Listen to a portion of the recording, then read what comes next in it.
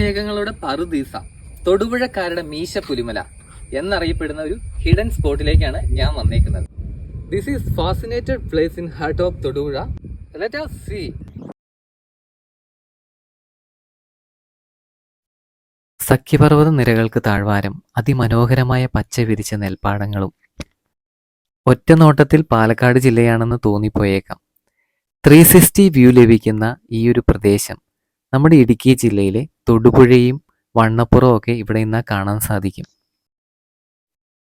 ആനപ്പാറയിൽ അതിരാവിലെ വരുന്നവർക്ക് അതിമനോഹരമായ കോട കാണാൻ സാധിക്കും കേട്ടോ. ഇതാണ് ആനപ്പാറ. ആന പുറം തിരിഞ്ഞു എന്ന് കരുതപ്പെടുന്ന ഈ ഒരു പാറ, ഇതിന് പിന്നിലൊരു ഐതിഹ്യമുണ്ട്. ഏഴല്ലൂര് ഇല്ലവും അതിനോടനുബന്ധിച്ചൊരു അമ്പലവും ഉണ്ടായിരുന്നു. അമ്പലം ആനയാൽ ആക്രമിക്കപ്പെടുകയും അതിനെ തുടർന്ന് ആനയ്ക്ക് ശാപമേൽക്കുകയും അങ്ങനെ ഈ പാറ ആനപ്പാറയായെന്ന് കരുതപ്പെടുന്നു. ആനപ്പാറയുടെ അടിഭാഗത്തൊരു നിഗൂഢമായ ഒരു ഗുഹയുണ്ട്. പണ്ട് കാലത്ത് ഇവിടെ കടുവയുടെ സങ്കേതമാണെന്ന് വിശ്വസിച്ചിരുന്നു.